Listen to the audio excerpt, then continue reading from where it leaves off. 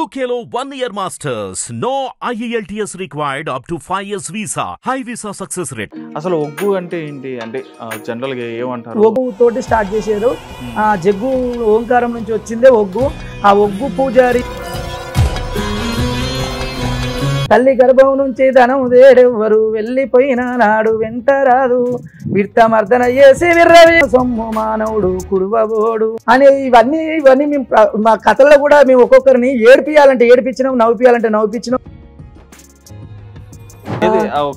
విష్ణు ఈశ్వర బ్రహ్మ ముగ్గురు అన్నదమ్ములాట, శివ శివ అన్నదమ్ములాట, వారి మహిమతో వేసిన 2 మట్టి బొమ్మలాము మనము. మనిషి అని కింద వదిలేయంగానే వచ్చి ఇక్కడికి వచ్చి ఇది నాది అది నాది ఇది నాది అంటావు. వచ్చేవు పోయేవు నాది కొరకు, వచ్చి కూసున్నాను నీది కొరకు. ఇప్పుడు ముఖ్యంగా చేతబడికి సంబంధించిన అంశం కూడా చాలా అంటే చాలా భయంకరంగా పెంచవచ్చు. అంటే ఇప్పుడు చేతబడి, బాణవతులు, కైకావతులు అనే ఈ పదాలకి ఏంటంటే ఇది ఇప్పుడు పుట్టినవి కాదు. ఇప్పుడు అర్థం చెప్పాలిగా, దీనికి అర్థం చెప్పాలి. ఏంటి వీడు ఏం అడుగుతున్నాని ఒకటే పాట అమ్మా అని చెప్పి హాయ్ హలో నమస్తే, వెల్కమ్ టు హిట్ టీవీ. నేను మీ శ్యామ్. ఈరోజు మనం ఒక ప్రత్యేకమైన వ్యక్తిని అయితే మాత్రం కలవడం జరిగింది, అదేవిధంగా ఇంటర్వ్యూ కూడా చేయబోతున్నాం. రైట్, ఆయన చూసారంటే కనుక మీరు అందరూ కూడా చాలా అంటే చాలా ఆశ్చర్యపోతారు. ఎందుకంటే ఆయన ఉన్న ఆ వేషం కానీ ఆ వేషధారణ కానీ చాలా అంటే చాలా విచిత్రంగా కనిపిస్తుంది. అదేవిధంగా చాలా అంశాల మీద అయితే మాత్రం ఆయన్ని ప్రశ్నించడానికి అయితే మనం ఇక్కడ రావడం జరిగింది. మీ అందరికి కూడా తెలుసు, నెగిటివ్ ఎనర్జీ అనేది ఈ విధంగా మనం ఇప్పుడు సమాజంలో కానీ లేకపోతే మనం బతుకుతున్న ఈ జీవితంలో నెగిటివ్ ఎనర్జీ గురించి అయితే చాలా మందికి కూడా భయం అనేది ఉంది. దానికి సంబంధించి ఎటువంటి పరిష్కారాలు ఉంటాయి, అదేవిధంగా ఎటువంటి పరిష్కారాలతో వాటిని కట్టడి చేయొచ్చు అనే అంశం మీద అయితే ఈరోజు మనం మాట్లాడడానికి గురువు గారిని కలవడానికి వచ్చాం. ఆయన ఎవరో కదండి, ఆయన వచ్చేటప్పుడు నందస్వామి గారు, ఆయన వచ్చేటప్పుడు ఒగ్గు పూజారి గారు అనమాట. ఆయన ఒకసారి మాట్లాడి ఆయనతో ఈ ప్రశ్నల గురించి సమాధానం పరిష్కారం తెలుసుకున్నారు. నమస్తే అండి. నమస్తే అండి. ఎలా ఉన్నారు గురుగారు? బాగున్నామండి. గురుగారు, ఇప్పుడు వచ్చేటప్పటికి మీ వేషధారణ అనేది చాలా అంటే చాలా విచిత్రంగా కనిపిస్తుంది. ఎందుకంటే మీరు మీ కాళ్ళకి కడియాలు కానీ, అదేవిధంగా చేతికి కడియాలు, మెల్లో హారాలు కానీ, అదేవిధంగా ఆ పుర్రెలమాలతో ఉన్న ఆహారాలు కానీ చాలా అంటే చాలా భయంకరంగా కనిపిస్తున్నాయి. అసలు నాకు ముఖ్యంగా ఫస్ట్ ఆఫ్ ఆల్ మీరు ఈ ఈ అవతారానికి కానీ లేకపోతే ఈ పూజారి అవతారానికి కానీ రావడానికి కానీ, లేదంటే అసలు మీ బ్యాక్గ్రౌండ్ ఏంటనేది నాకు ఒకసారి తెలియాలి. మాది వచ్చేసి అంటే మా విలేజ్ ఇక్కడ కొలనుపాక అండి, కోటొక్కలింగం కొలనుపాక. ఓకే. ఆలేరు మండలం, యాదాద్రి జిల్లా మా విలేజే అక్కడ. నేను ఈ ఒగ్గు ఫీల్డ్లో మా గురువుల ద్వారా, మా బావ ద్వారా ఈ ఫీల్డ్లోకి వచ్చాను. ఇది నేను 10th క్లాస్లో 2004లో నాది 10th క్లాస్ అయిపోయింది. అప్పుడు నేను హాలిడేస్లలో ఈ ఫీల్డ్కు వచ్చానండి. నేను మా బావగారితో ఈ ఫీల్డ్కి వచ్చాను. మా బావ కూడా ఇక్కడ చెనగచెర్ల ఉంటాడు, చెనగచెర్లలో ఉంటాడు. ఈ ఫీల్డ్లోకి వచ్చేసి అసలు ఒగ్గు అంటే ఏంటి అంటే జనరల్ గా ఏమంటారు? ఒగ్గు తోటి స్టార్ట్ చేశారు. జగ్గు ఓంకారం నుంచి వచ్చిందే ఒగ్గు. ఆ ఒగ్గు పూజారి అని మల్లికార్జున స్వామి పూజలు చేసే వాళ్ళను, ఆ మల్లన్న సేవలో ఉండే వాళ్ళనే ఒగ్గు పూజారి అంటారు. అదే బీరప్ప స్వామి పూజారి ఉన్నాడు, బీరప్ప దేవుడు ఉంటాడు. ఆ బీరప్ప దేవుడి కుర్మ వాళ్ళు చేస్తారు. ఒక ఏడాది ప్రతి సంవత్సరం కానీ 11 ఏళ్ళకి కానీ 21 సంవత్సరానికి కానీ అట్లా పూజలు చేస్తారు. ఆ బీరప్ప స్వామి పూజ చేసే వాళ్ళు బీర్ల పూజారులు. ఈ ఒగ్గు పూజ అంటే మల్లన్న సేవలు చేసే వాళ్ళను, మల్లికార్జున స్వామి సేవలు చేసే వాళ్ళను ఒగ్గు పూజారి అని అంటారండి. ఓకే అండి. అంటే మీరు 10th క్లాస్ నుంచే మీరు ఈ రంగంలోకి రావడం జరిగిందని చెప్పని అంటున్నారు. అంటే దాదాపు అంటే మీ చిన్న వయసు, అప్పుడు నాకు తెలిసినంత వరకు 12, 13 సంవత్సరాలు, 14 సంవత్సరాల వయసు ఉంటుంది. ఆ ఏజ్ లో మీరు ఇటువైపు రావడానికి ఎందుకని ఆ నిర్ణయం ఎందుకు తీసుకున్నారు? అంటే ఈ ఒగ్గు ఫీల్డ్ లోకి అసలు మా నాన్న వాళ్ళు, మేము చిన్నతనంలో ఉన్నప్పుడు నాన్న వాళ్ళు ఈ పని చేశారు కానీ అక్కడ పూజలు అనేది సరిపోయేంత పూజలు పని లేదు. కష్టపడే తత్వం ఉన్నా కానీ వాళ్ళకు పూజలు చేసే వాళ్ళు ఉన్నారు కానీ వాళ్ళకు చేపించుకునే వాళ్ళు లేరు. ఆ మూమెంట్ లో మా నాన్న వాళ్ళు కొన్ని రోజులు చేసి, మనకు అప్పుడు ఈ విలేజ్ లో ఏముంటుందండి, కొద్దిగా వ్యవసాయము ఈ పనులన్నీ ఉంటాయి కదా, ఈ పనులు చేసుకునేది వదిలిపెట్టి మనం వీటిని చేసుకుంటూ ఉంటే బాగుండదని నైట్ లో కానీ చిన్న చిన్న కాలక్షేపాలు, వాళ్ళకి ఏదైనా చిన్న చిన్న జరుగుతాయి కదండి, చనిపోవడం జరగడం ఇలాంటి కొన్ని చేశారు. కొన్ని రోజులు ఇక్కడ హైదరాబాద్ కూడా వచ్చి మన అక్కడ ఖైరతాబాద్ కానీ అక్కడ బొంబాయికి పోయిరంట, అట్లాంటి కొన్ని మేము చిన్నతనంలో ఉన్నప్పుడు వాళ్ళు విడిసేసి వచ్చి ఈ స్టోరీలు చెప్పడము, ఇది కథలు చెప్పడము, జనాలని సంతోష పెట్టడం, సంబరపరచడం ఇట్లాంటి చేసిరు. చేసి వాళ్ళు మళ్ళీ ఇక ఇది మనకు సరిపోతలేదు, ఈ వేతనం సరిపోతలేదు, చేయించుకునే పూజారులు ఉన్నారు కానీ మనకు దేవుడి గుడి ఉంటే ఏంది మనం మొక్కే భక్తులు కావాలి. అలాంటిది లేనప్పుడు వాళ్ళు ఏం చేశారు, ఇక కొద్దిగా బ్రేక్ అయ్యి వెనకాలకు వచ్చేసారు. ఇక మేము అనుకోకుండా మా బావ తరపున మేము వీళ్ళకి ఎంట్రీ అవ్వాలి అని అనలేదు. హాలిడేస్లో వచ్చాము. హాలిడేస్లో వచ్చి చిన్నగా మా బావ వెంబడి వెళ్ళాము. ఇక అసలు ఆటోమేటిక్గా మనం వస్తువులను ముట్టుకోగానే ఆ ట్రెండ్లో కానీ ఇక మనం అది ఒక్కొక్క పని చేయడం వల్ల మనకు ఆటోమేటిక్గా అన్ని రావడం వల్ల ఇక అట్లనే ఒకటి మెట్టు ఎక్కి ముందుకు వెళ్ళాం. ఆ టైంలో కానీ ఈ పని చేసేటప్పుడు కూడా ఆ టైంలో అందరూ కొద్దిగా చిన్న చూపు చాలా మంది చూశారు. ఎందుకంటే ఈ పూజలు ఏంది ఇవేంది, మంచిగా ఏదైనా జాబ్ చేసుకోవచ్చు కదా, ఏదైనా డ్యూటీ లాంటిది చిన్న వేతనమైనా సరే చిన్న అమౌంట్కైనా చేయొచ్చు కదా, ఇక ఆయన అట్లనే పోతున్నాడు అన్నట్టుగా అనుకున్నారు. నేను కరెక్ట్గా నాకు అదని విషయం ఏంటంటే ఆ భగవంతుని లీల ఎల్లకాలం నేను చేసే అవకాశం ఉంది, ఆ భగవంతుని నన్ను రమ్మనడేమో అనుకున్నా. నేను ఒక్కసారి అందులోకి ఎంట్రీ అయిందంటే ఇక మళ్ళీ వెనుక అడిగేలేదండి. ప్రతి ఒక్క విషయంలో నేను ఒక్కొక్క మెట్టు ముందుకు ఎక్కే విధంగా ఆ భగవంతుడు తీసుకెళ్ళిండు.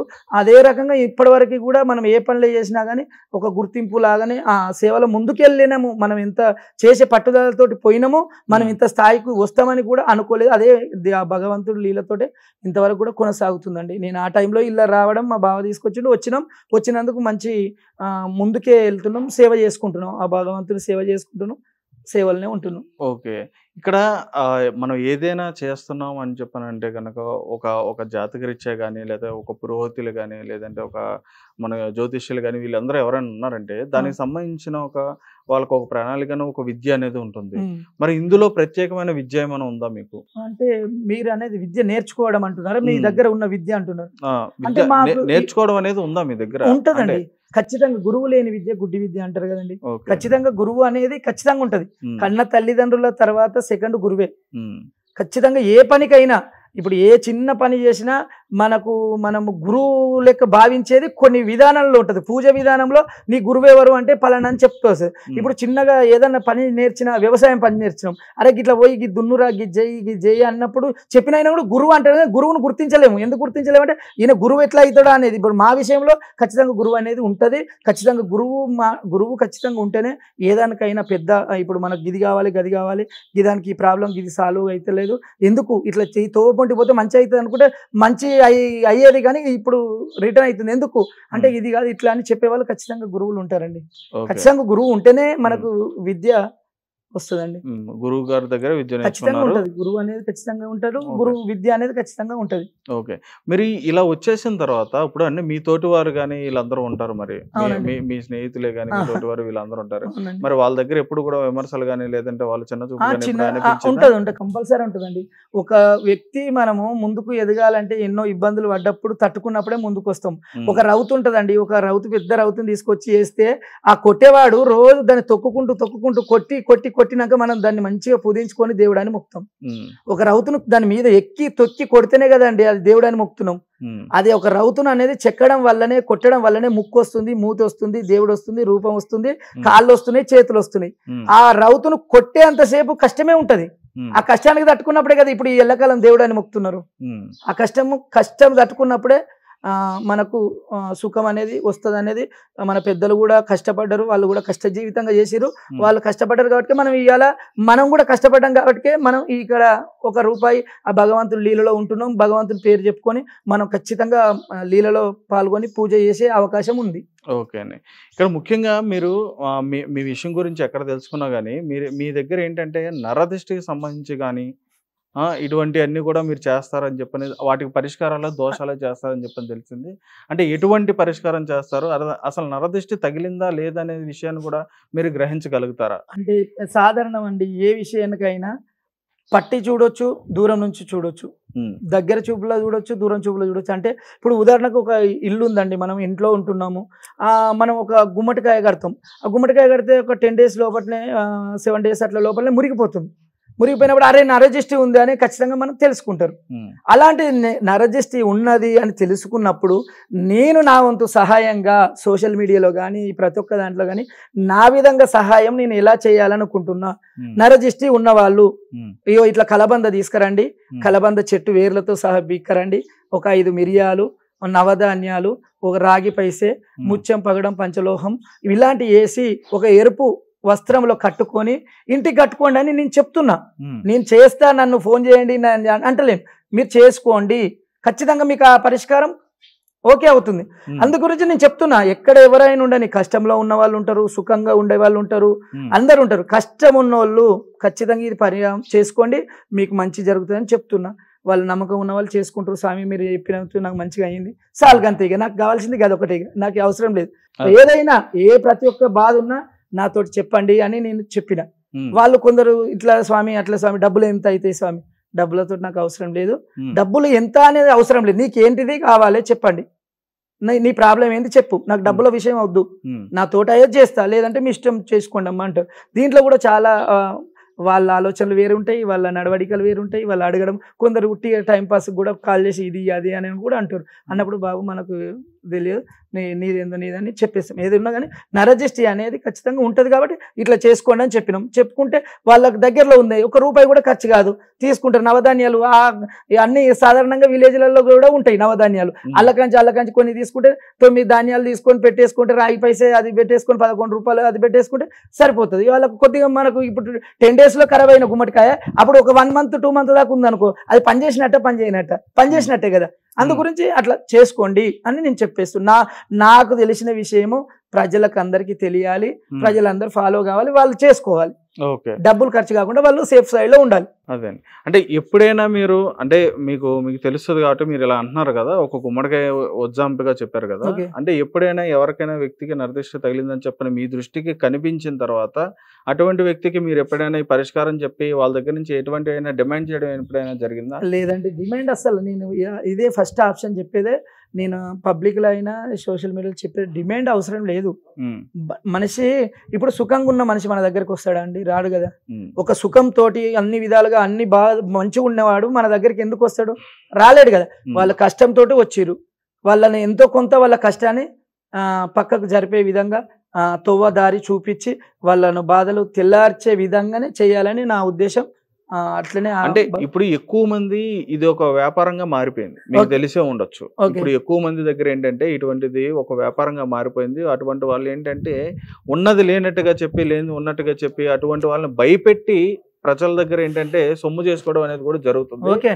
అటువంటి మీ దృష్టికి ఎప్పుడైనా వచ్చినాయా? వస్తే కనుక మీరు ఎప్పుడైనా సరే వాటిని ఏ విధంగా చూసారు?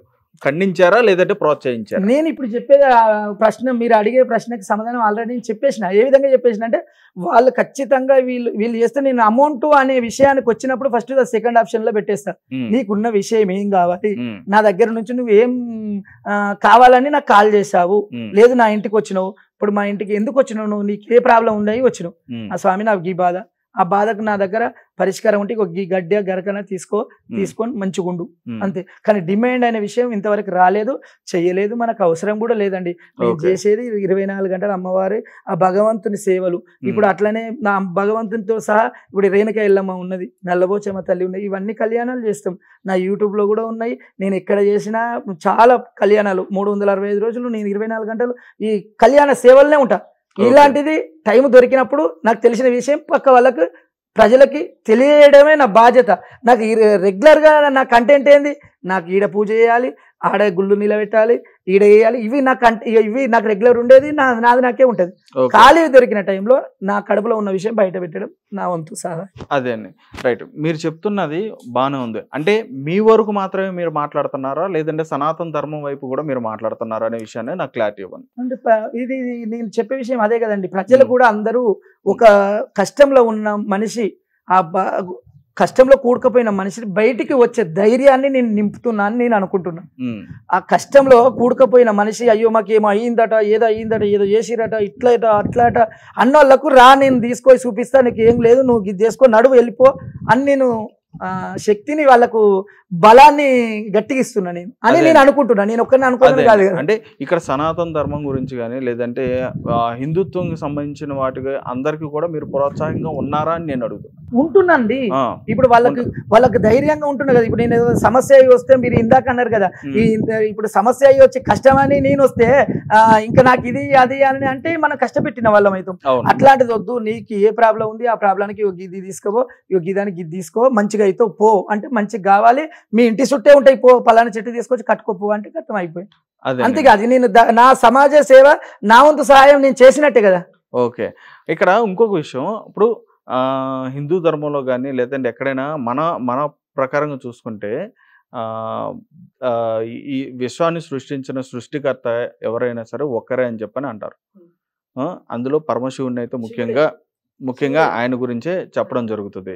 శివుడు ఈ సృష్టికర్తగా మాట్లాడుకున్న సమయంలో ఇప్పుడు చాలా మతాలు, కులాలు, అనేకమైన జాతులు రకరకాలుగా ఏర్పడిపోయినాయి. ఇటువంటి సందర్భంలో అంటే మీరు అంటున్నారు కాబట్టి ఎవరికైనా నేను మంచి చేయాలి, ఇప్పుడు నా ధర్మంగా నేను మంచి చేయాలని చెప్పని మీరు అంటున్నారు కాబట్టి, ఇలాంటి ఉన్న సమాజంలో అంటే ఒక హిందువులకే చేస్తాను అని చెప్పని ఏమైనా ఉందా మీకు, లేదంటే ఇతర ఎవరైనా ఏ మతస్థులకైనా ఏ కులస్తులకైనా కూడా మీరు చేస్తారా? నాకు కులం తోటి పని లేదండి, ఏ కులము అనే నాకు సంబంధం లేదు. నాకు అలాంటి పట్టింపులు లేవు. మనం ఈ మతం వాళ్ళకి కష్టం ఉంటేనే చేస్తా అనేది అది నాకు నచ్చిన పదం కాదు, నేను అనుకున్న గోల్ కాదు. మనకి ఏ మతము అవసరం లేదు. మతము అనేది, కులాలు అనేది ఇక ఇవి మనము సృష్టించుకొని చేసేది అనేదే కానీ ఇప్పుడు ఈ మతం వాళ్ళకు ఆ మతం వాళ్ళకు అనేది ఎవరు లేరండి. నాకు నా చెంతకు చేరి స్వామి నాకు ఈ బాధ ఉంది అంటే, నీ ఏ కులం అని నేను ఎందుకు అడుగుతా అంటే, ఏ మతం అని నేను ఎందుకు అడుగుతాను? నీ కష్టం ఏంది? నువ్వు పెద్దగా చిన్నగా నువ్వు ఎవరైనాగా నీకు ఎలాంటి సహాయం నా వల్ల కావాలంటే నేను అలాంటి సహాయం నాకు తోచింది చేస్తా. నా తోటి కాంది అనేది ఉంటే ఇగో ఇది ఇట్లా కాదు అట్లా కాదు అని చెప్పేస్తాం. కానీ మతానికి కులానికి ఏమి తల్లిగా ఇప్పుడు తల్లి కడుపుల నుంచి పుట్టినప్పుడు ఈ మతం ఆ మతం అనేది ఏముందండి. ఇప్పుడు ఈ శ్లోకం కూడా ఉంది, తల్లి గర్భం నుంచి ధనం దేడెవ్వరు వెళ్ళిపోయిన నాడు వెంట రాదు, విర్తమర్దన చేసి విర్రవీగుటే గాని కుడో పెట్టిన సొమ్ము మానవుడు కుడువబోడు, లక్షాధికారైన లవనమన్నమే కాని మెరుగు బంగారం మింగబోడు అని ఇవన్నీ మేము మా కథల్లో కూడా మేము ఒక్కొక్కరిని ఏడిపించినాం, నవ్విపించినాం, అట్లాంటివి చేసినాం, చాలా చేసినాం. ఇప్పుడు తల్లి గర్భం నుంచి ధనం ఇప్పుడు అన్నా చెల్లెళ్ళు అక్కదమ్ముళ్ళు వీళ్ళందరూ ఎక్కడదండి పుట్టినప్పుడు, మనం పుట్టినప్పుడు ఒక్కడమే, సచ్చినాడు ఒక్కడే. మానవ జనం ఒక మట్టి కుండ లాంటిది, పట్టుకుంటే ఇట్లా చూపిస్తే ఆకారం ఉంటుంది, వదిలేసినామంటే నీకేం దొరుకుతుంది? ఆ కుండ ఎంతో మానవ జనం అంతా. బర్రెపెండ ఎన్నాళ్ళు, ఈ భాగ్యము ఎన్నాళ్ళు. గోడకి వేసిన సున్నం ఎంతో సంసారం, గోడకి వేస్తే తెల్లగా కొడుతుంది, 3 రోజులు కాగానే నల్లగా అవుతుంది. మనిషి జీవితం కూడా అలాంటిదే. ఇలాంటిది నేను కూడా చెప్తా. ఇది మన విష్ణు ఈశ్వర బ్రహ్మ ముగ్గురు అన్నదమ్ములాట అనేది కూడా ఒక పాట ఉంది, మా పెద్దల నుంచి ఉంది. విష్ణు ఈశ్వర బ్రహ్మ ముగ్గురు అన్నదమ్ములాట, శివ శివ అన్నదమ్ములాట, వారి మహిమతో వేసిన 2 మట్టి బొమ్మలాము, మనము మాయ జన్మలాము.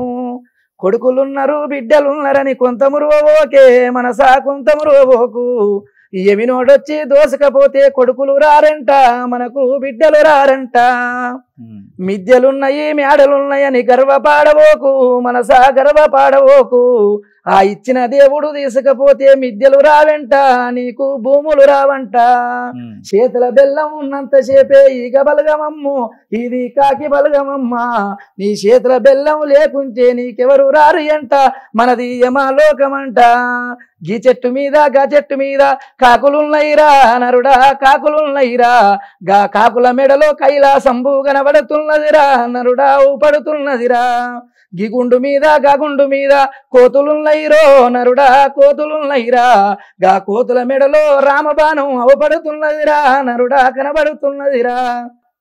ఇలాంటిది ఈ పాటల జీవితం ఉందండి. అప్పుడు అక్కడ మన శివుడు ఏం చేసిండటంటే, ఇక్కడ ఛాతి మీద ఇట్లా రాసుకుంటే ఇట్లా మైల వస్తుంది. మనం కూడా ఇట్లా రాసుకున్నప్పుడు మైల వస్తుందా? ఆ మైల ముద్దను ఏం చేసిండట, ఇట్లా ఆడిస్తుంటే అది బొమ్మ లెక్క ఇట్లా సాగుతుందంట. సాగుతుంటే దానికి ఒక చేతుల లెక్క కాళ్ళ లెక్క బొమ్మ అయింది. బొమ్మ కాగానే ఏం చేసిండు, ఇది బొమ్మ పుట్టింది నా చెమటలో ఏం చేద్దామని మెల్లగా విష్ణుదేవి దగ్గరికి పోయిండంట. విష్ణుదేవి దగ్గర పోయి, తమ్ముడారే ఇక నా ఛాతి చెమట తీసి ఇట్లా నలిస్తే బొమ్మ వచ్చిందిరా, ఈ బొమ్మకు గిస్తే బొమ్మ అనాలే, ఇట్రా అట్రా అంటే పోవాలరా, దీనికి జీవం పోతావు తమ్ముడా అంటే, ఆ విష్ణునారాయణమూర్తి ఏం చేసిండు, ఆ బొమ్మకు మెల్లగా జీవం పోసిండంట.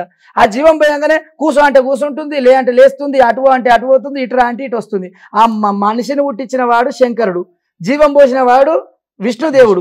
దీనికి రాత ఎప్పుడు రావాలి, ఎప్పుడు బ్రతకాలి, దీనికి ఒక లిమిట్ ఉండాలి కదా. రావడం ఎప్పుడు, వెళ్ళడం ఎప్పుడు, ఎంట్రన్స్ ఎప్పుడు, ఎండింగ్ ఎప్పుడు అనేది ఉండాలి కదా. అది మెల్లగా ఏం చేసిన బ్రహ్మదేవుని దగ్గర పోయి, తమ్ముడ బ్రహ్మదేవ, ఇక విష్ణు నేను కలిపి ఈ బొమ్మను తయారు చేసినాం, ఇక దీన్ని కూసోమంటే కూర్చుంటుంది, రా అంటే వస్తుంది, పో అంటే పోతుంది, మంచి విచిత్రంగా అవుతుందిరా, దీనికి జీవం పోయి తమ్ముడా అని బ్రహ్మదేవుని దగ్గరికి పోతే బ్రహ్మదేవుడు చూసినట్ట కింది మీద కూసో అంటే కూర్చుంటే గిచ్చితే అమ్మో అంటుందంట, లే అంటే లేస్తుందట, లేస్తే అమ్మ ఇట్లు నాది బొమ్మ అని కూసో అన్నాడంట. కూసో అని బ్రహ్మదేవుడు ఏం చేసిండు, బసవం చేసుకొని అక్కడ కొట్టి ఒక చెట్టు మీద పిట్టను పుట్టించిండంట. పిట్టను పుట్టియంగానే పిట్ట బుర్రుమని లేచిపోయి రానంగానే వస్తుంది, పోనంగానే పోతుంది. అయితే పిట్ట జీవితం ఏమన్నా 40 ఏళ్ళ జీవితం ఇస్తా పిట్ట, ఇక నువ్వు బ్రతుకుపో, 40 ఏళ్ళు నువ్వు బ్రతుకుపో అంటే, స్వామి పిట్ట జీవితం వీళ్ళ చేను మీద వాళ్ళ చేను మీద ఆలితే రోజు వెళ్ళగొడతారు, అక్కడ పోతే వాళ్ళు తిడతారు, ఇక్కడ ఆ పిట్ట జీవితం నాకెందుకు స్వామి, నాకొద్దు, ఇక 40 ఏళ్ళల్లో 20 కడి చేసుకొని 20 ఉంచు స్వామి నాకు వద్దు అన్నదంట. ఆ 20 తీసుకుని మెల్ల పక్కకి పెట్టుకుండంట. తర్వాత ఒక గాడిదని పుట్టించాడు, గాడిదికి కూడా 40 ఏళ్ళు బ్రతుకుంటే, ఈ ఉష్క మూటలు ఈ గాడిది బతుకు ఎందుకు నాకు 40 ఏళ్ళు, 20 ఏళ్ళు చాలు స్వామి నాకు వద్దని ఆ గాడిద అన్నదంట. గాడిద అనగానే 20 తీసుకుని మళ్ళీ పక్కకు సంకల పెట్టుకున్నాడు. అక్కడ ఒక కుక్కను పుట్టించాడు, శునకం. కుక్కను పుట్టిస్తే కుక్క బతుకు ఎందుకు స్వామి నాకు 40 ఏళ్ళు, నాకు వద్దు స్వామి నీ దండం పెడతా, 40 ఏళ్ళ కుక్క బతుకు నాకెందుకు, ఆ 20 ఏళ్ళు తీసుకొని మళ్ళీ సంకల పెట్టుకొని 20 ఏళ్ళు చాలని కుక్క అడిగిందట. అరే మనిషి ఇట్లా అనగానే వచ్చిండు, నీకు 40 ఏళ్ళు ఇస్తున్న బిడ్డ బతుకు అన్నాడంట. స్వామి దండం పెడతా నీ కాల్మొక్తో బాంచన్, 40 ఏళ్ళ పెద్దోన్ని ఎప్పుడు అయ్యి పెళ్ళి ఎప్పుడు చేసుకుంటా, పిల్లానికి పిల్లలు ఎప్పుడు పుడతారు, మళ్ళీ పిల్లలకు మనవాళ్ళు ఎప్పుడు ఎత్తుకుంటాం స్వామి, నాకు సరిపో నిండా 100 ఏళ్ళు పెట్టు స్వామి అని అడుగుతున్నాడు. అంటే మనిషి ఆశజీవి, మనిషి అనేవాడే ఆశ జీవి. ఆశజీవి అంటే అప్పుడే నవ్వుకున్నట ముగ్గురు అన్నదమ్ములు, ఆహా ఇందరికీ వద్దంటేనేమో ఇస్తుంటే వద్దన్నారు, ఈ మానవునికి ఎంత ఆశ ఉన్నది చూడు అని వాళ్ళు విష్ణు భగవానుడు శంకరుడు మన బ్రహ్మదేవుడు నవ్వుకొని ఏం చేసిరట, వీళ్ళకి ఎక్కడి నుంచి జీవితం ఇవ్వాలి, ఉన్నదే మన దగ్గర 40 ఏళ్ళ జీవితం, ఈ 60 ఏళ్ళు ఎక్కడి నుంచి తేవాలి, కుక్క 20 ఉన్నాయి, గాడిది 20 ఉన్నాయి, పిట్ట 20 ఉన్నాయి, ఇక 60 తీద్దాం, ఈ 40కి కలిపితే నిండా 100 ఏళ్ళు వాడు కోరుకున్నట్టు అవుతుంది కానీ అని ఆ 60 ఈ 40 మొత్తం నిండా 100 ఏళ్ళు. కానీ 40 ఏళ్ళ జీవితమే మనిషికి ఖచ్చితంగా కష్టపడే తత్వము. సంపాదించాలన్నా, ఓ డబ్బు సంపాదించాలన్నా, ఒక ఇల్లు కట్టాలన్నా, ఒక పెళ్లి చేయాలన్నా, ఏది సంపాదించినా 40 ఏళ్ళు దాటినాక ఏముంటుందండి, బీపీ షుగర్లు అన్ని లేని రోగాలు అయితే అప్పుడు నువ్వు ఏ కష్టం చేయలేవు. ఇదంతా రియలే కదా, కనిపిస్తుంది కదా కళ్ళ ముంగటనే. అయితే అక్కడ నుంచి ఆ 40 ఏళ్ళ జీవితంలో 20 ఏళ్ళు కుక్కయి కలిసినాయి, 20 గాడిది కలిసినాయి, 20 పిట్టయి కలిసినాయి. ఆ కుక్క బతుకు ఎప్పుడు వస్తుంది అంటే పెళ్లి చేసుకోగానే కుక్క బతుకు వస్తుంది మనిషికి. ఓకే, కుక్క 20 కలిసినాయి కదా, కుక్క లెక్క కష్టపడి చేస్తేనే వ్యవస్థ, మన ఇంట్లో భార్యలు వాళ్ళు ఉంటారు, లేకపోతే భార్య ఉంటుందా, కష్టపడకుండా ఉట్టిగా గాలికి తిరిగితే, అప్పుడు కుక్క లెక్క తిరిగి కష్టపడితేనే కుక్క బతుకు వస్తుంది. తర్వాత పిల్లలు పుడతారు, అప్పుడు పిల్లల్ని ఎత్తుకొని మోస్తే ఏమైతే గాడిద లెక్క మొయ్యాలి, ఎత్తుకుంటేనే కదా ఆడ వండి పెట్టేదో ఏదైనా వచ్చే అది గాడిద జీవితం వస్తుంది. తర్వాత 60 ఏళ్ళ తర్వాత పిట్ట కాలి పడుతుంది మనిషి. పిట్టకాలి పడ్డప్పుడు అప్పుడు మన నానమ్మలు కానీ బాగా గమనించండి, మన నానమ్మలు మన అమ్మమ్మలు 60 ఏళ్ళు 70 ఏళ్ళు నిండగానే ఆ గల్మకాడ కూర్చుంటారు, మనం ఏం చెప్పేది విన్నారు, వాళ్ళు కుయ్య వస్తుంటే పోతుంటే ఏదైనా మందలిస్తారు, చెప్పిందా చెప్తుంటారు, అన్నదే అంటుంటారు, మనం ఏం అడుగుతున్నాం అనేది కూడా లేదు, ఎవరిని అడిగినా వీళ్ళే సమాధానం చెప్తుంటారు. అప్పుడు పిట్టకాలి వస్తుంది. అప్పుడు ఏం చేసిండు, శంకరుడు విష్ణు బ్రహ్మ ఇద్దరు నవ్వుకుంటా ఆలోకం నుంచి కైలాసం నుంచి మనిషి అని కింద పడేసిరట. మనని మనిషి అని కింద వదిలేయంగానే వచ్చి ఇక్కడికి వచ్చి ఇది నాది అది నాది ఇది నాది అంటావు, వచ్చేవు పోయేవు నాది కొరకు, వచ్చి కూసున్నాను నీది కొరకు, నా కొరకు వచ్చేవు నీ ప్రాణం పోయేవు అనేది ఒక సామెత కూడా ఉన్నది. ఎందుకంటే ఏది మనకు స్వాస్థ్యం కాదు, వచ్చినాడు ఒక్కనివే వచ్చినావు కదా, రాంగ మనం పెరుగుతుంటే పెద్దవాళ్ళు అవుతుంటే గిది గుడి, గిది బాడి, గిది ఇల్లు, గిది నాయన, గినమ్మ అని తెలిసింది. అందుగురించి నేను అనేది ఏమంటే, ఎంత లక్షాధికారైన లవణం అన్నమే, మెరుగు బంగారం అయితే మింగడు. కానీ మనిషి అనేది ఆ రోజు అక్కడ మనిషి అనే పుట్టుక కూడా ఇలా జరిగి ఆ కైలాసం నుంచి మనిషి అని కిందికి వదిలేసిండు. అందుకే మనిషి మన పేర్లోనే షీ ఉంది, షీ అనేది ఉందా లేదా, మన పేర్లోనే షీ ఉంది, అదే కైలాసం. అంటే దీంట్లో విర్రవీగేది ఏం లేదు, గర్వపడవలసిన విషయం ఏం లేదు. కాబట్టి మీరు అడిగిన సమాధానానికి నేను ఏమంటున్నానంటే, మానవుడు వచ్చినాడు ఒక్కడే, పోయినాడు ఒక్కడే. ఎంత డబ్బు ఉన్నా నువ్వు డబ్బుతో ప్రాణాన్ని కొనలేవు, ఎంత సొమ్ములు ఎంత జాగలు ఉన్న కోటీశ్వరుల ప్రాణం కూడా కొనలేవు. అయితే వీళ్ళు వచ్చేది ఏంటంటే, మనిషి అనేవానికి వచ్చేది ఒక్కటే పేరు. బ్రతికి ఉన్నా చనిపోయినా నీకు డబ్బు ఎంతన్నా ఉండని ఏది రాదు. మనిషి మానవుడిని మానవత్వంగా బ్రతికి మంచితనంగా ఉంటే, అయ్యో పాపం పలానా ఆయన చనిపోయింది అంటే, అయ్యో పాపం కొన్ని రోజులు బతికే బాగుండు మంచోడు ఉండే అని అంటారు. అదే ఉన్న రోజు వీళ్ళ కళ్ళకి చెడు పని చేసినాం అనుకో, చేసినప్పుడు సస్తే అయ్యో మంచిగా చచ్చింది అంటాడు. మనిషి బ్రతికినా సచ్చినా జీవితంలో మన పేరు బ్రతికి ఉంది అంటే మంచి అనేదానికి ఖచ్చితంగా బ్రతికి ఉంటది. అది అదే ఇప్పుడు మీరు చెప్పింది క్లియర్ గా ఇప్పుడు సృష్టించిన శివుడు గాని బ్రహ్మ గాని విష్ణువు గాని ఏ విధంగా అయితే మీరు చెప్పారో ఈ మొత్తాన్ని కూడా తర్వాత మీరు చెప్పారు కాల పరిమితి అయిపోయిన తర్వాత ఖచ్చితంగా మరి మనం పైకి పోవాల్సిందే, మన కోసం ఎదురు చూస్తారని చెప్పని మీరు అన్నారు.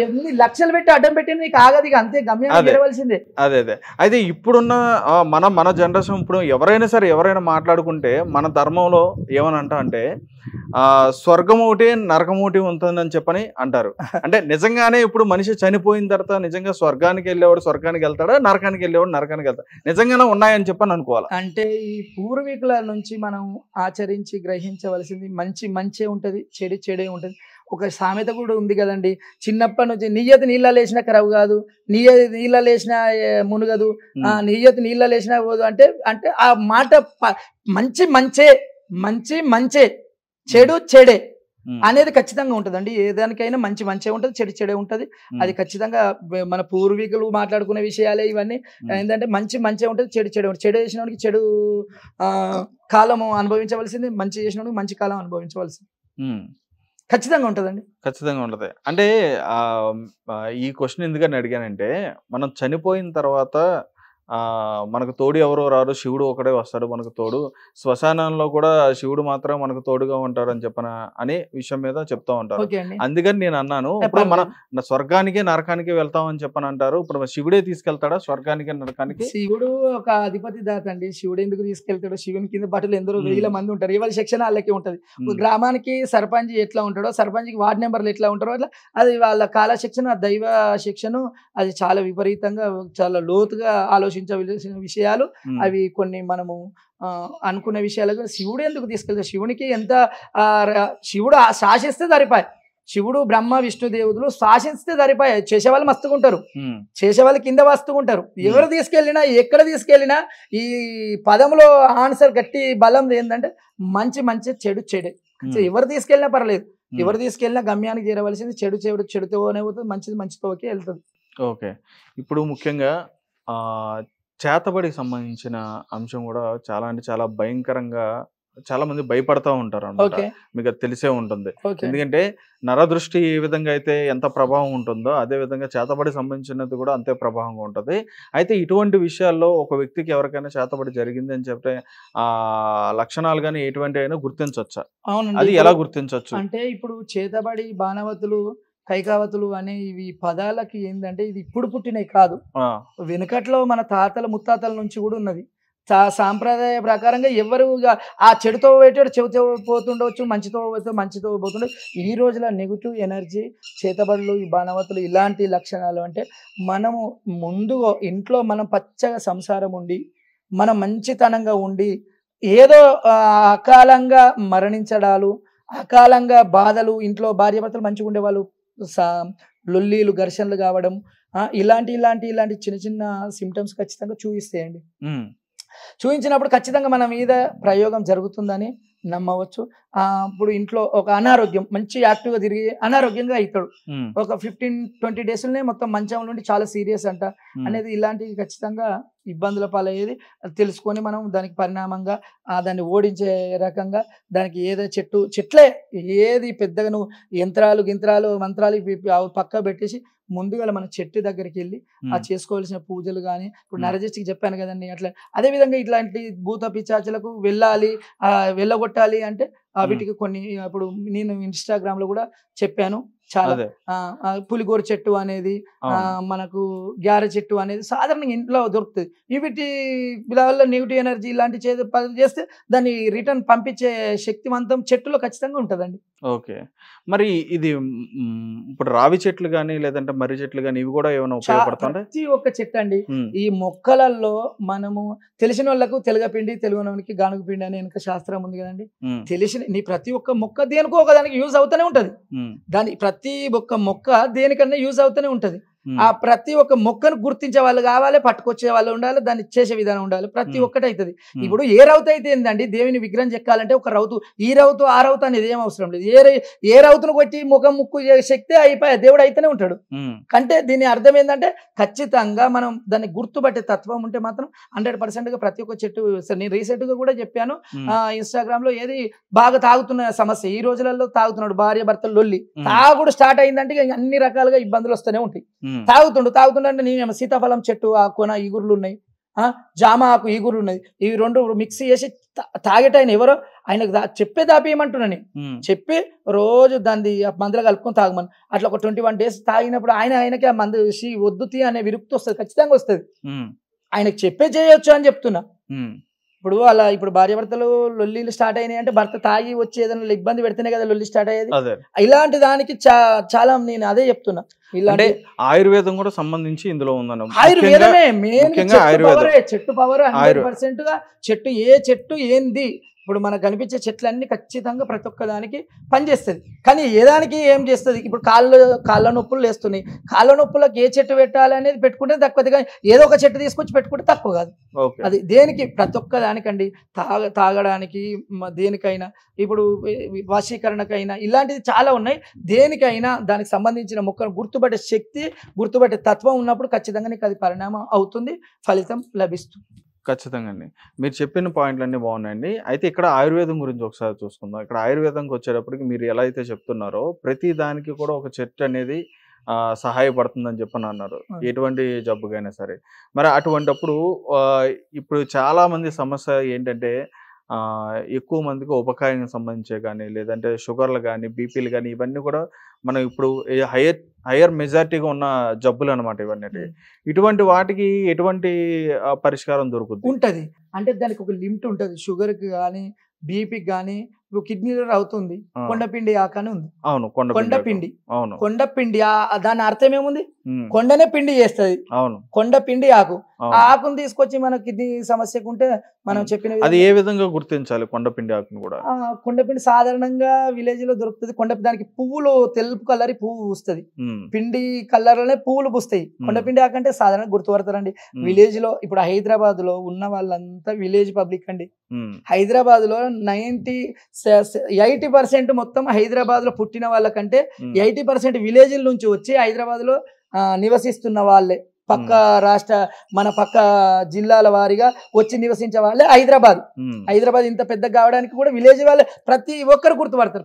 కొండపిండి ఆకు అంటే నువ్వు ఆటోమేటిక్ ఉట్టిగానే గుర్తుపడతారు. వాళ్ళకి ఆ తత్వం ఉంది. వాళ్ళు చిన్నప్పటి నుంచి విలేజ్ కల్చర్ లో పెరిగిన వాళ్ళు కాబట్టి హైదరాబాద్ లో ఒక 20% పుట్టి ఇక్కడే స్థాపించుకొని ఉండే వాళ్ళు 20% ఉంటుండొచ్చు, 30% ఉంటుండొచ్చు. మిగతా వాళ్ళందరూ గుర్తుపడతారు. ఆ గుర్తుపట్టే వాళ్ళ ఇప్పుడు ఇక్కడ హైదరాబాద్ లో ఉండే ఏరియాలో ఈ పల్లెటూరు వాళ్ళకు 2-3 కాదు, కొన్ని కుటుంబాలే ఉంటాయి. ఉన్నప్పుడు ఆటోమేటిక్ గుర్తుపడతారు. కొండపిండి ఆకంటే ఈజీగా దానికి పిండి కలర్ గా అంటే వైట్ కలర్ లో పువ్వులు పూస్తుంటాయి. చెట్టు బాగా హైట్ ఏం పెరగదు, మామూలుగా పెరుగుతుంటది. అది కొండపిండి ఆకంటే తెలిసి ఉంటుందండి. అదండి. ఇక్కడ నేను ఇందాక అడిగినట్టుగానే రావి చెట్లు కానీ, మర్రి చెట్లు కానీ ఎందుకనంటే మనకు ఫస్ట్ నుంచి పురాతన నుంచి కానీ మనకు తెలిసిన, అంటే మనకు సనాతనంగా వస్తున్నది ఏంటంటే మర్రి చెట్టు మీద ఆత్మలు ఉంటాయని చెప్పని అంటారు. మరి అది మరి ఎంతవరకు కరెక్ట్? అంటే మర్రి చెట్టు మీద ఆత్మలు అనేది అట్లా ఏముండదు. ఒక విలేజ్ కి సంబంధించింది.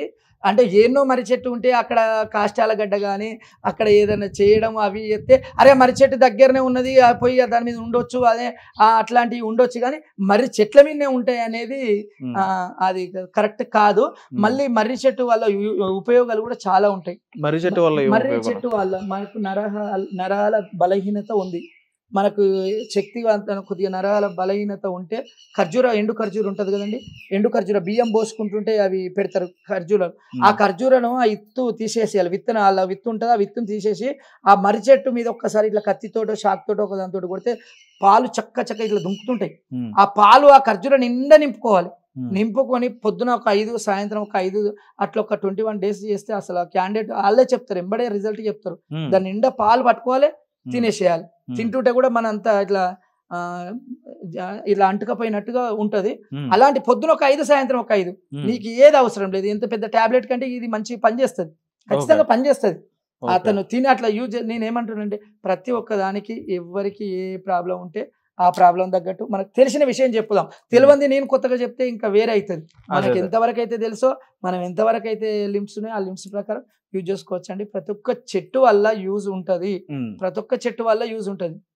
ఇప్పుడు ఇంకొక విషయం అండి, ఎక్కువ మందికి ఉన్న సమస్య ఏంటంటే సంతానం సంబంధించి సంతానం లేని సమస్య అనేది ఖచ్చితంగా ఇప్పుడు ఎక్కువగా వినిపిస్తున్నాయి. అది మనం తినే ఆహారంలో కల్తీ అవ్వచ్చు, లేదంటే మనం ప్రకృతిలో కూడా వైపరీత్యాల వల్ల కల్తీ అయ్యి ఉండొచ్చు. కానీ అయితే దానికి ఎటువంటి పరిష్కారం తీసుకు సంతాన ప్రాబ్లానికి దూసరి తీగ అని ఉంటదండి.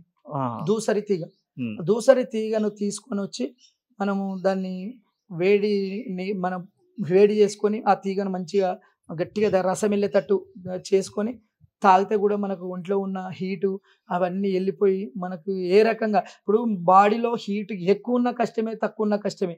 మళ్ళీ మనిషికి ఇప్పుడు సంతానం కాలేదు అంటే ఒక్కటే ప్రాబ్లం ఉండదండి. పీసీఓడి, నీటి బుడగలు, ఇవన్నీ ఒక నేనేమంటున్నా అంటే ఫస్ట్ సంతాన ప్రాబ్లం ఎవరన్నా ఉంటే ఫస్ట్ హాస్పిటల్కి వెళ్ళి చూయించుకుంటారు. ఆ హెల్త్ పరంగా ఈ మనిషి హెల్త్ పరంగా నీకు అన్ని ఓకే ఉన్నాయి, అయితే లేదు, అప్పుడు ఆయుర్వేదిక్ అని ఖచ్చితంగా యూజ్ చేయండి, ఖచ్చితంగా అవుతుంది. ఆ దూసరి తీగని అనేది మనం తీసుకొచ్చి మంచిగా కాయబెట్టుకొని వాటర్ ఉంటుంది కదా, అది దగ్గరికి అయ్యేటట్టు చేసుకొని నువ్వు తాగితే నీ ఒంట్లో ఉన్న ఖచ్చితంగా ఇప్పుడు కౌంట్ తక్కువ ఉంటే ఎక్కువ అయితే, ఎక్కువ తగ్గ అట్లా అన్ని లెవెల్కు సెట్ చేస్తుంది అండి. దూసరి తీగ ఉంటుంది, సంతానికి పక్కా పనిచేస్తుంది. ఓకే. మీ దగ్గరికి ఎవరైనా సమస్య గురించి వస్తే ఎక్కువగా ఏ సమస్య గురించి మీ దగ్గరికి రావడం జరుగుతుంది? అంటే నార్మల్గా వస్తారండి. అంటే ఇప్పుడు నేను వచ్చిన వాళ్ళకి నేను వాళ్ళ ప్రతి ప్రాబ్లం గురించి వస్తారండి. ప్రతి ప్రాబ్లం గురించి వస్తారు. వచ్చిన వాళ్ళ ఫస్ట్ నేను ఫస్ట్ రావడానికి వాళ్ళని ప్రశ్నించే విషయం ఏంటంటే ఏ రకమైన ప్రాబ్లము ఎంతవరకు అనేది తెలుసుకొని దాని తగ్గట్టు నేను ఇది కాదు అది చేసుకోండి మీరు బాగుంటారు అంటే మంచిగా అవుతారు, బాగుంటుందండి. అదే అండి. రైట్. ఇంకొక విషయం వచ్చేటప్పటికి నాకు అంటే ఎప్పటి నుంచో కూడా అంటే ఇట్లా చెప్పేవాళ్ళు ఉంటే కనుక అడుగుదామని చెప్పని ఎప్పటి నుంచో అనుకున్నా. మనం జనరల్గా ఎప్పుడైనా నల్లపిల్లి ఎదురొస్తుందని చెప్పని అంటారు మనకి. జనరల్గా మనం బయటికి వెళ్తున్నప్పుడు ఏదైనా శుభకార్యం చేసుకున్నప్పుడు నల్లపిల్లి ఎదురొస్తే మంచిది కాదు అని ఇది ఒక సెంటిమెంట్ అనేది ఎప్పటి నుంచో వస్తుంది. అది అది నిజంగానే మంచిది కాదా? అంటే ఏదంటే అండి ఇప్పుడు ఇవన్నీ పెంపుడు జంతువులే కదా, ఇప్పుడు ఇవన్నీ పిల్లి కుక్క ఇవన్నీ అయితే కుక్క ఎదురొస్తేనేమో మంచిది, పిల్లి ఎదురొస్తే మంచిది కాదు. ఇది అంటే శాస్త్రం అనేది అవన్నీ ఏం ఎందుకని నేను అంటున్నానంటే అంటే దీని గురించి ఎవరైనా చెప్తే గనక చెప్పాలి అనుకుంటే గనక ఖచ్చితంగా ఎందుకని నేను అడుగుతున్నానంటే ఈ ప్రశ్నని, ఇప్పుడు పిల్లి అనేది అది ఇప్పుడు కుక్క అనేది మనం ఎలా అయితే కాలభైరవుడు అని చెప్పని మనం అనుకుంటామో పిల్లి కూడా మార్జాలం, ఆ పిల్లి అనేది కూడా పార్వతీదేవికి సంబంధించిన అంటే పార్వతీదేవి అంశలో ఉన్న మార్జాలం అని చెప్పని అంటారు. మరి అటువంటిప్పుడు పార్వతీదేవి ఎదురొచ్చిందని చెప్పని ఎందుకు అనుకోరు? అదే జనాలు ఎట్లుంటారంటే ఇప్పుడు ఒక్కటి విషయం అండి, ఒక మంచి శుభకార్యానికి మనం వెళ్ళినప్పుడు కుక్కను మనమే చేస్తాం, పిల్లిని మనమే చేస్తాం. అంటే కొందరు సాదుకుంటారు, కొందరు సాదుకోరు.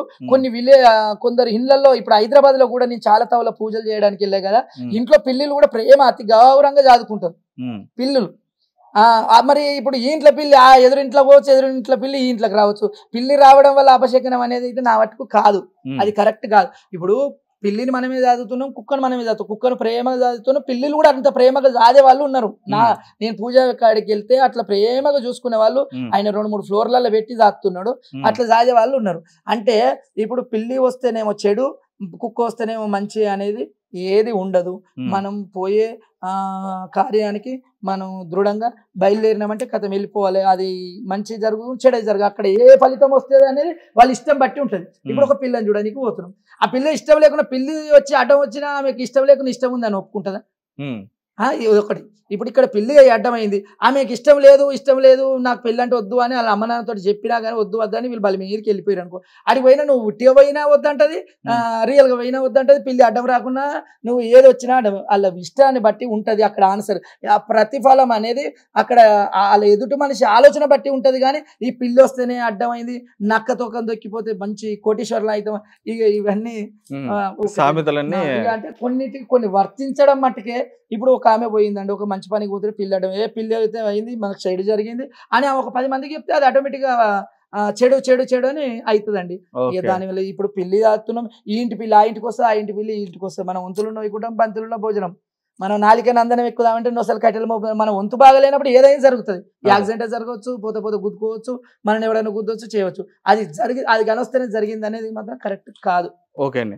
మీరు ఇందాక నుంచి కూడా చెప్తున్నారు, ఏదైనా విషయాన్ని మేము కథలుగా చెప్పి తెలుసుకున్నాము. అదేవిధంగా మా పూర్వీకులు కూడా కథలుగా చెప్పేవారు అని చెప్పి అన్నారు. మీరు కూడా ఎప్పుడైనా కథలుగా ఈ విషయాలను ఎప్పుడైనా చెప్పడం జరిగిందా? ఏ విషయాలండి? ఇప్పుడు మీరు ఏదైతే చెప్తున్నారో ఇందాక మీరు పాడారు చాలా వందల స్టేజ్ల మీద, వేల స్టేజ్ల మీద. నాది నా యూట్యూబ్ ఛానల్లో కూడా ఉంది. నందా స్వామి ఒగ్గు కథలని యూట్యూబ్ ఛానల్ కూడా ఉంది. ఆ ఛానల్లో చూసినా వేల స్టేజ్ల మీద, వందల స్టేజ్ల మీద పాడినము. మీకు వాటన్నిటిలో కూడా బాగా ఇష్టంగా అనిపించింది మీకు అంటే ఇది ఆ కథ చెప్పినప్పుడు ఏంటంటే మీకు బాగా సంతోషం కలిగించింది ఏదైనా ఉందా? అంటే మంచి మంచి స్టేజ్ల మీద మేము నంది అవార్డు కూడా తీసుకున్నామండి. ఇప్పుడు ఈ పూజలలో నంది అవార్డు గ్రహీత, ఉగాది పునస్కారంలో ఉజ్వల సంస్థ నుంచి నంది అవార్డు తీసుకున్నా 2 years కింద. ఇప్పుడు అంటే నంది అటు ఇట్లాంటిది స్టేజ్ల మీద ఇట్లాంటివి కాకుండా ఇంకా రవీంద్ర భారతిలో కానీ ఇంకో వేరే వరంగల్లో ఒకసారి ఒగ్గు కళాకారుల సమ్మేళన అని పెట్టారు. అంటే ప్రతి జిల్లా వారిగా, మాకు రాష్ట్ర స్థాయి నుంచి మాకు రాష్ట్ర ఒగ్గు పూజారుల సంఘం ఉన్నది, జిల్లా వారిగా జిల్లా పూజారులు ఉన్నారు. నేను మేడ్చల్ జిల్లా ఒగ్గు పూజారుల సంఘానికి ప్రధాన కార్యదర్శిని ఇక్కడ మన మేడ్చల్కి.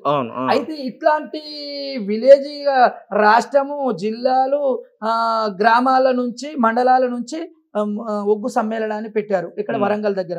అప్పుడు ఒగ్గోళ్ళు పెడితే నేను అప్పుడు ఎల్లమ్మ అమ్మవారి వేషం కట్టిన, మా బావ సారే అని చెప్పాం కదా ఇందాక, మా గురువు ఆయనే పరశురాముడు వేషం కట్టిన. 100 మంది కళాకారులు వచ్చారు. అందులో మేము ఫస్ట్ ప్రైజ్ తెచ్చుకున్నాం. అంటే ఫస్ట్ ప్రైజ్ కి ఏం చెప్పారు అక్కడ? ఎల్లమ్మ తల్లి కొడుకు వాదం అన్నట్టు.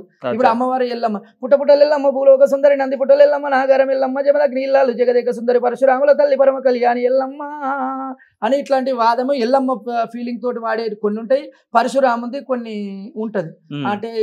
అంటే పరశురాముడు అనే ఎల్లమ్మకు 4 కొడుకులు, 1 బిడ్డ. అయితే పెద్ద కొడుకు పరశురాముడు ఏం చేస్తాడంటే, ఆనాడు జమదగ్ని గురుదేవుడు వద్దు మంత్రానికి, అంటే మెయిన్ గా ఇది చెప్పాలంటే చాలా స్టోరీ ఉంటుంది, 7 రోజులు ఎల్లమ్మ కథ ఉంటది. మీకు షార్ట్ కట్ లో చెప్తానండి. ఈ ఎల్లమ్మకు మునిరాజుకు లగ్గం అవుతుంటే మాయ బ్రాహ్మణ వేషం వేసుకొని కార్తవీరార్జునుడు పెళ్లి ఇష్టం లేక చెడగొట్టాలని వచ్చి బ్రాహ్మణ వేషం వచ్చి, నీ బిడ్డకు నీ అల్లునికి అసలు ఈ పెళ్లి కలుస్తలేదు, ఒరుగులు కలుస్తలేదు, ఎన్నడున్నా నడిమంత్రాల్లో ఇబ్బంది అవుతుంది, చనిపోతాడు నీ అల్లుడు, నీ బిడ్డ మంచిగా ఉండదు, వద్దు అని ఇడగొడతాడు. ఇడగొట్టి ఏమంటాడు, అంతమంది దేవతల మెడలో మాంగళ్యం కట్టేస్తాడు మునిరాజు. నాగవెల్లి అయితేనే పెళ్లి అయినట్టు. పెళ్లి ఇప్పుడు మాంగళ్యం కట్టగానే పెళ్లి కాదు, దానికి నాగవెల్లి చేస్తేనే ఇక నిండు పెళ్లి అయినట్టు. పుస్తకట్టే వరకు ఒక సగం పెళ్లి అయినట్టే, నాగవెల్లి చేసి నా ఉప్పగింతలు అయినప్పుడే నిండు పెళ్లి జరిగినట్టు. ఇక ఇప్పటికైనా ఆపేసేయి అని చెప్పగానే శివుడు వచ్చి ఆపేసేయి, వద్దు పెళ్లి వద్దు అని శివుడు ఆపేస్తాడు. ఆపేసినప్పుడు ఇంతమంది లోపల పెళ్లి ఆపినప్పుడు అతనికి ఏమంటాడు మునిరాజు, బామా ఎల్లమ్మ అందరూ తలంత బలగం తల్లిగారు పట్నం, నీ ఊరు, నీ పల్లె, నీ అందరినీ చుట్టాలుర్రు, నేను ఒంటరిగా వచ్చినా ఒంటరిగానే వెళ్ళిపోతా, వద్దు అని నొష్టుకున్న భాషంగా విప్పి అక్కడ పందిరి గుంజ గట్టిగా నేను వెళ్ళిపోతా అని వెళ్ళిపోతుంటాడు. వెళ్ళిపోతే ఎల్లమ్మ పోనీయది. నాదా ఈ భార్య భర్తలు అంటే నా మెడలో మాంగళ్యం కట్టినప్పుడే నువ్వు నా భర్త అయిపోయినావు, ఎడ్డోడు మొగడాని ఎక్కిరియరా, అది గుడ్డోడు మొగడని గుంపియరా, అది మూతికి పుండు పుట్టినా పొత్తుల పోం చేయాలన్నారు పెద్దలు అనే సామెత, ఇలాంటి పదాలు వాడుకుంటూ చాలా బాధాకరంగా, వద్దు నువ్వు ఎడ్డోని గుడ్డోని కదా, ఇలా నువ్వు ఎడ్డోని గుడ్డోని అయినంత మాత్రానికి నువ్వు నా భర్తవు కాదని నేను అనలేను కదా, వద్దు బ్రతికిన సచిన నేను అంటే ఎల్లమ్మ ఇప్పుడు ఈ మునిరాజు వెళ్ళిపోతే ఇంకా పెద్ద సంబంధం తీసుకొచ్చి చేస్తా బిడ్డ, రా ఎల్లమ్మ అని పిలుస్తాడు శివుడు. పిలుస్తా అంటే నాయన నాకు వద్దు, నాకు ఎడ్డోడో గుడ్డోడో నా భర్తతో నేను పోతా అంటే చాలా వెళ్ళిపోరు, ఇక మాకు వద్దు, మేము వద్దంటే చెప్తుంటలేవు అని. ఇక ఇది ప్రపంచంలో కూడా జరుగుతుంది, ఆనాడు కూడా జరిగింది, ప్రపంచంలో జరుగుతుంది. ఇప్పుడు అట్లా అన్నప్పుడు ఏమనేది, మునిరాజుని తీసుకొని మెల్లగా చిన్నగా వచ్చేస్తుంటే ఎల్లమ్మ తల్లి చిన్నగా ఎల్లమ్మ దయతోటి అమ్మవారిది మట్టేడుమావరం పట్నం పుట్టి అక్కడ పట్నంలో వీళ్ళు ఉంటారు. బామా నన్ను ఎక్కిరిచ్చి నన్ను వద్దని అన్నాడు మీ నాయన. ఇంతమంది దేవతలల్లా, దేవుని పెళ్లికి దేవతలు వస్తారు కదా, ఇంతమంది దేవతలు వచ్చి వద్దు, నాకు నాలుక మీద 4 మంత్రాలు లేవు, అరుబోధన గురుబోధన శంకు తీర్థం లేదు, చెవులు 4 మంత్రాలు లేవు, ఎడ్డోడు గుడ్డోడు చదువు లేని సన్యాసి వాడు, విద్య బుద్ధి లేని వాడు, నడవలేని ఎద్దు, చదువుకోని వాడు, తుమ్మమొద్దు ఒక్కటే వద్దు బిడ్డ అని వెళ్ళగొడతాడు. వెళ్ళగొట్టినాడు నన్ను ఇట్టంతా అన్నాడు కదా, నేను ఏనాడైనా నేను మంత్రానికి పోతా, మంత్రం నేర్చుకున్నాకనే మళ్ళీ నీ దగ్గరికి వస్తా బామ, ఇల్లు ఎల్లంగా ఇల్లాలు దీవెన, కడప దాటంగానే కన్నతల్లి దీవెన, నాకు కడప దాటంగా కన్న తల్లితో దీవెన తీసుకుందామంటే ఎవరు లేరు, నువ్వే ఇల్లాలు ఉన్న వెళ్ళమ్మ దీవెనార్తి పెట్టమంటే నాదా ప్రాణేశ్వరం అనే అడవిలో పోతే మంచి జరుగు చెడు జరుగు, నువ్వు వస్తావో రావో అని అంటది. శుభమా నేను మంత్రానికి వెళ్ళిపోతుంటే వస్తావా రావా అని ఎంత నీ నాలుకన మచ్చుంది బామ, నేను బత్తనా సత్తనా ఇక వచ్చేది కూడా నమ్మకం లేదని అప్పటికే అనుకుంటాడు. అనుకొని సరే పర్వాలేదు నా వంతులు ఎట్లుంటే అట్లా జరుగుతుందని వెళ్ళిపోతాడు. అక్కడ మంత్రానికి అంటే వెళ్ళిపోయినాక కార్తవీర్యార్జునుడు పెళ్లి ఎడగొట్టాడు కదా, పెళ్లి ఎడగొడితే మళ్ళీ కాదని మళ్ళీ మంత్రం నేర్చుకుంటావా అని అప్పుడు నారి ఎక్కి బాణం బట్టి ఎడమడొక్కల బాణం కొట్టేస్తాడు. బాణం కొట్టగానే ఆ బాణం దిగి విలవిల దండలాడుతుంటే ఎల్లమ్మకి చెప్తాడు, ఒకవేళ అడవిలో నాకు ప్రాణానికి ఏమన్నా ఆపద కలిగితే నీ చేతికున్న చంద్రపురి గాజులు పల్ల పల్ల అవంతలు అవే వలిగిపోతాయి, నొష్టికున్న బొట్టు రాలిపోతుంది, మెడలో ఉన్న మాంగళ్యం దిగి కింద పడుతుంది, ఇంటి ముంగల ఒక బొట్టుమల్లె వృక్షం పెట్టిన ఆ బొట్టుమల్లె వృక్షము నీకు కిందికి మొదలేమో మీదికైతే కొనలు కిందికైతే బామ చూసుకో అనగానే అద్దుమ్మ రాత్రి నిద్ర పొద్దు యాళ్ళ ఎల్లమ్మ తల్లి కలబుడుతుంది. కలబుట్టి చూసేవరకల్లా నిలువుటద్దాల కాడికి పోతే నొచ్చుకున్న బొట్టు రాలిపోయింది, గాజులు వలిగిపోయినాయి, మాంగళ్యం జారిపోయింది. నాదా ప్రాణేశ్వర అడవి లోపల నీకు ఎంత ఆపద కలిగింది అని తెలుసుకుంది. తెలుసుకొని సచ్చాన బోనం అనేది తీసుకురా బామ అంటే సచ్చాన బోనము తీసుకొని ఎల్లమ్మ పోతుంటే మళ్ళా దొంగ వేషాలు కట్టుకొని మళ్ళీ బోనం ఎంగిల్ చేస్తాడు.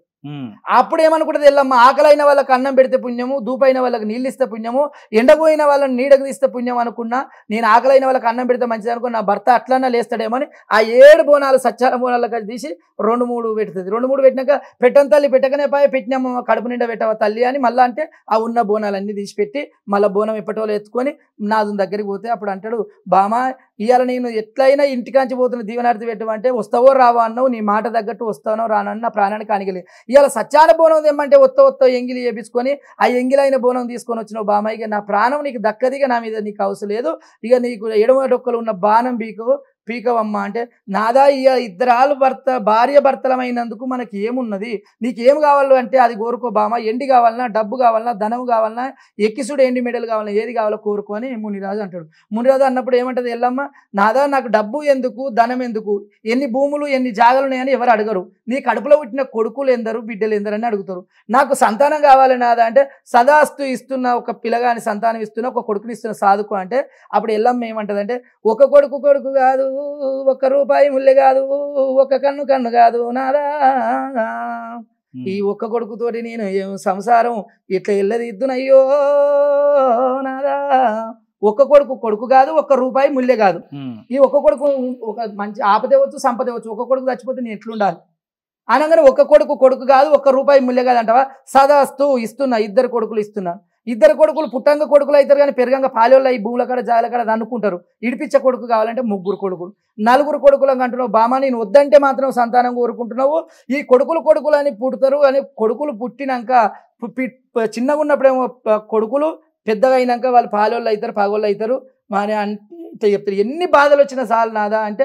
సరే 4 కొడుకులు ఇచ్చిండు. 4 కొడుకులు ఇచ్చినాక మళ్ళీ వెళ్ళాం ఏమన్నదంటే ఆడవిల్ల లేని సాగుదావ రాదు, బ్రాహ్మణులు లేనిది పెళ్లి చేయరాదు, మరి ఇప్పుడు ఆడవిల్ల కావాలిగా సత్తెనో బత్తెనో ఏడుస్తుంది, ఆడవిల్ల ప్రేమ ఉంటుంది, 4 మొగోళ్ళు ఉన్న ఒక ఆడవిల్ల ఉన్న ఒక్కతే ప్రేమ, మరి ఆడవిల్ల కావాలని నాదని మళ్ళీ ఆడవిల్లను ఆడవిల్లను కోరుకుంటే మళ్ళీ సరస్తూ ఇస్తున్న పో అని మళ్ళీ ఆడవిల్లడు ఇచ్చాడు. ఇక్కడ ఆడవిల్లను ఈ సంతానం ఇచ్చి ఇక్కడ ఉన్నాక కొన్ని రోజుల తర్వాత పెద్దగా అయినాక పెద్దవాడు పరశురాముడు విద్యనగిరిలలో ఇలా చదువుకొని పోయి బొంగరాల బోటి మీద మనం చిన్నప్పుడు కూడా బొంగరాలు ఆడుకున్నాం కదా, అలాంటి బొంగరాల బోటి మీద పోయి ఆట ఆడుతుంటే రాముడు కొట్టిన బొంగరం పోయి కోమటోళ్ళ పిల్లగానికి తాకుతుంది. తాకినప్పుడు ఆ కోమటోళ్ళ పిల్లగాని వాళ్ళ అమ్మ వచ్చి ఏమంటుంది అంటే ఎవరు కొట్టిరు బిడ్డ ఎవరు, ఆ రాముడు ఆడు దొంగ ఆడు మంచోడు కాదు, ఇప్పుడు ఈ జనరేషన్ లాగా పిల్లల్ని ఎట్లా తిడతారు అంటే వాడికి ఆంతర్యం ఎందుకు పోయినా వాడు మంచోడు కాదు, వాడు చెప్తినోడు కాదు, చేతితో రెండేళ్ళు కొడుకు దొంగేళ్ళు కొడుకు అది ఇది అని తిట్టు.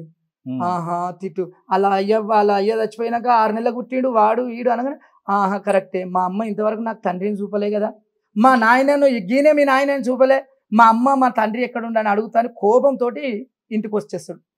ఇంటికి వచ్చి అమ్మ మా నాయనేడమ్మ ఇన్ని రోజులాయే అని అడుగుదామంటే ఇప్పుడు ఇంటికి పోయి ఇప్పుడు వచ్చే రాకట్లే వచ్చి అమ్మ మా నాయనేడే అంటే ఎట్లా చెప్తుంది. అందుకే ఆ ఎల్లమ్మ తల్లి దగ్గరికి పోయి అమ్మ నేను ఒక పద్యం నేర్చుకొచ్చిన, ప్రజలందరూ చెప్పిరు ఒక పద్యము, ఆ పద్యానికి నేను అర్థం చెప్తావా తల్లి అంటే ఏముంది బిడ్డ, ఏ పద్యం అయినా పుట్టంగా పుట్టెడు మంత్రాలు పెరగంగా 1,9 మంత్రాలు బుద్ధులు లేవంగా భూతల్లి అన్నదాన్ని ఏది నువ్వు ఏది చేసినా పచాపటాలుగా నేను నా సమాధానం చెప్తా బిడ్డ, ఆదిశక్తిని అమ్మవారిని నేను లోకమాత నన్ను మించిన వాళ్ళు ఎవరు చెప్తా బిడ్డ అంటే రాజ కచ్చీరి కాడ కూర్చోబెట్టి పాడతామ్మా, ప్రజలందరూ వస్తారు దేవతలందరూ వస్తారు అప్పుడు చెప్పాలి నువ్వు సమాధానం అని మరుగున మాట్లాడి మెల్లగా రాముడు అన్నాడు. ఈ కచ్చీరి కాడ తీసుకొని సింహాసనం వేసి సింహాసనం మీద కూర్చోబెట్టి పరశురాముడు పాట విధానంగా పాడతాడు. పాదులేని ఇత్తు ఎల్లమ్మ దేవి ఎల్లమ్మ, ఇత్తు ఎట్ల పెట్టిరి ఎల్లమ్మ దేవి ఎల్లమ్మ, ఇత్తు పెట్టంది ఎల్లమ్మ దేవి ఎల్లమ్మ, ములకెట్ల ములసేనే ఎల్లమ్మ దేవి ఎల్లమ్మ, ములక ములవంది ఎల్లమ్మ దేవి ఎల్లమ్మ, తీగెట్ల వారేనే ఎల్లమ్మ దేవి ఎల్లమ్మ, తీగవారంది ఎల్లమ్మ దేవి ఎల్లమ్మ, పూతెట్ల పూసేనే ఎల్లమ్మ దేవి ఎల్లమ్మ, పూత పోయింది ఎల్లమ్మ దేవి ఎల్లమ్మ, కాతెట్ల కాసనే ఎల్లమ్మ దేవి ఎల్లమ్మ, కాతగాయంది ఎల్లమ్మ దేవి ఎల్లమ్మ, పండెట్ల వండింది ఎల్లమ్మ దేవి ఎల్లమ్మ, పండు వండంది ఎల్లమ్మ దేవి ఎల్లమ్మ, ప్రజలు తిన్నారు ఎల్లమ్మ దేవి ఎల్లమ్మ. ఇది ఒక్క పద్యం అనగానే అప్పటికి ఎల్లమ్మకు భయం అవుతుంది. అరే ఇది ఏం పాట పాడుతుండు, ఏం ప్రశ్న ఇది, ఇప్పుడు అర్థం చెప్పాలిగా. దీనికి అర్థం చెప్పాలి నేను, ఏంది ఈడు ఏం అడుగుతున్నాను. ఒకటో పాట అమ్మ అని చెప్పి, రెండో పాట మొగుళ్ళేని వాన ఎల్లమ్మ దేవి ఎల్లమ్మ, వానెట్ల కురిసేనే ఎల్లమ్మ దేవి ఎల్లమ్మ, వాన గురువంది ఎల్లమ్మ దేవి ఎల్లమ్మ, ఉరదెట్ల వారింది ఎల్లమ్మ దేవి ఎల్లమ్మ, ఉరద వారంది ఎల్లమ్మ దేవి ఎల్లమ్మ, చెరువెట్ల నిండింది ఎల్లమ్మ దేవి ఎల్లమ్మ, చెరువు నిండింది ఎల్లమ్మ దేవి ఎల్లమ్మ, దాని తూమెట్ల తీసిరి ఎల్లమ్మ దేవి ఎల్లమ్మ, తూము తీయంది ఎల్లమ్మ దేవి ఎల్లమ్మ, పంట ఎట్ల వండింది ఎల్లమ్మ దేవి ఎల్లమ్మ, పంట వండంది ఎల్లమ్మ దేవి ఎల్లమ్మ, ప్రజెట్ల బతికిరి ఎల్లమ్మ దేవి ఎల్లమ్మ. మళ్ళీ రెండో ప్రశ్న అన్నాడు. అప్పటికి ఎల్లమ్మకు బాధ అయితేనే ఉంటది, ఏం పడుతుండు ఇన్ని రోజులు, ఇవన్నీ ప్రశ్నలు లేవు కదా, వీడు ఏదో పంచాయి అవుతుందా, ఈయనకి లేని మాటలు ఎవరు నేర్పిరని ఎల్లమ్మకు బాధ అవుతుంది. అమ్మ ముదముతోటి మూడో పాట పాడతాని, కోడలేని దూడ ఎల్లమ్మ దేవి ఎల్లమ్మ, దూడెట్ల కట్టేనే ఎల్లమ్మ దేవి ఎల్లమ్మ, దూడగట్టంది ఎల్లమ్మ దేవి ఎల్లమ్మ, లాగెట్ల పుట్టేనే ఎల్లమ్మ దేవి ఎల్లమ్మ, లాగ పుట్టంది ఎల్లమ్మ దేవి ఎల్లమ్మ, పాలెట్ల బితికిరి ఎల్లమ్మ దేవి ఎల్లమ్మ, పాలు విత్కంది ఎల్లమ్మ దేవి ఎల్లమ్మ, దాగి ఎంత కట్టిరి ఎల్లమ్మ దేవి ఎల్లమ్మ. దాగి అంటే తెలుసండి, దాగి అంటే వెనకట ఆవులు కానీ పాలు వింటుంటే కాళ్ళు ఇట్లా అన్నకుంటే రెండు కాళ్ళు ఒక్క దగ్గర వేసి గుంజి కట్టేది దాగి.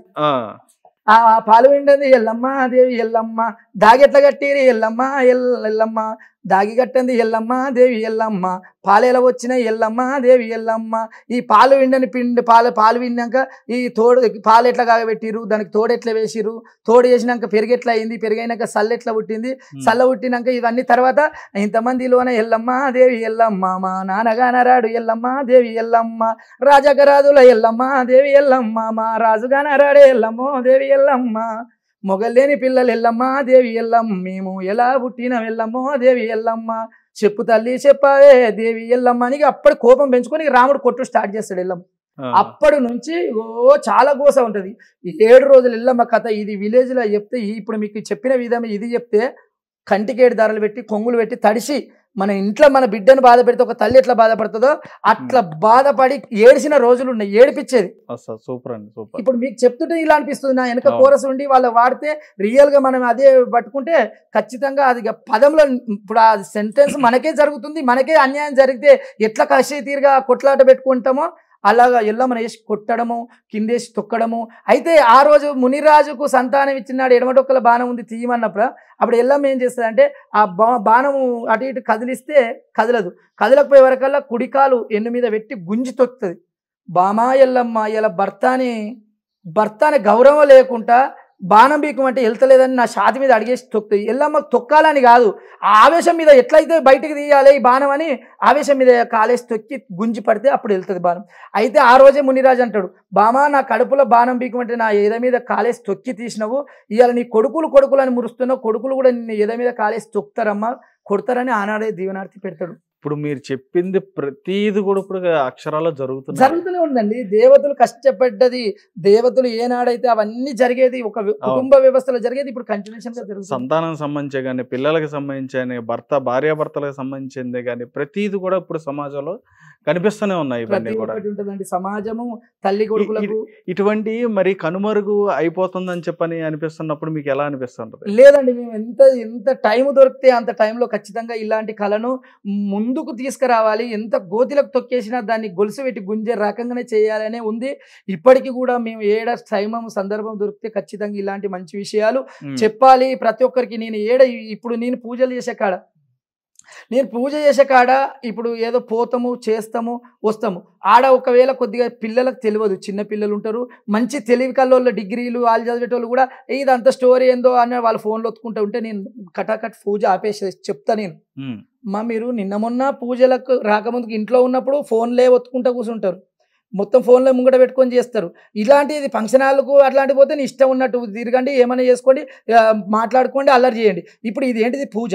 ఈ పూజ విధానం కాడికి వచ్చినప్పుడు కూడా మీరు అట్లా ఎందుకు చేయాలి అని ఖచ్చితంగా వాళ్ళను నోరు తెరవకుండా చేసి ఇప్పుడు ఏ విషయం అయితే నేను చెప్పదలుచుకున్నా ఆ విషయం వాళ్ళ చెవుల పట్టేటట్టు ఖచ్చితంగా ఒక 100% నేను వాళ్ళని మొత్తం వాళ్ళ కోపపడి తిట్టి వాళ్ళ ప్రేమకు బుజ్జగించి అయినా ఖచ్చితంగా వాళ్ళను నోరులు బంద్ చేపించి నేను చెప్పేది ఆ ముక్క విన్నాక ఇట్లుంటుంది ఆ స్టోరీ ఇట్లా తెలియదు. మా ఇంట్లో ఇదివరకు 4 పండుగలు చేసిరు కానీ వాళ్ళు వేరే వాళ్ళు చేసిరు, 4 times పండుగ చేసిరు కానీ మాకు ఇలాంటిది ఎప్పుడు తెలియదు. మాదేందో మేము చేసుకునేది, వాళ్ళేందో వాళ్ళు చేసుకునేది. అంటే అది కాదు విధానం.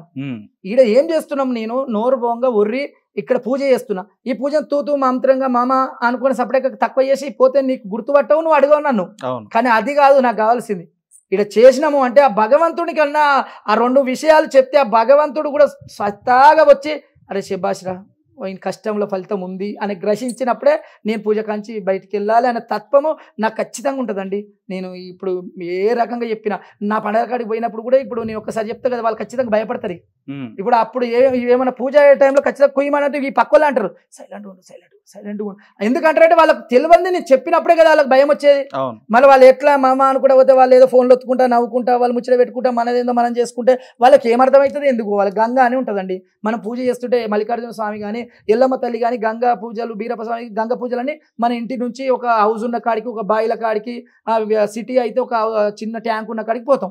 పోయినప్పుడు మనం ఎందుకు వెళ్తున్నాము, ఈ నెత్తిలో దేవులు పెట్టుకొని ఇవన్నీ కొట్టి మాట్లాడి ఇవన్నీ చేసుకొని ఎందుకు వెళ్తామండి?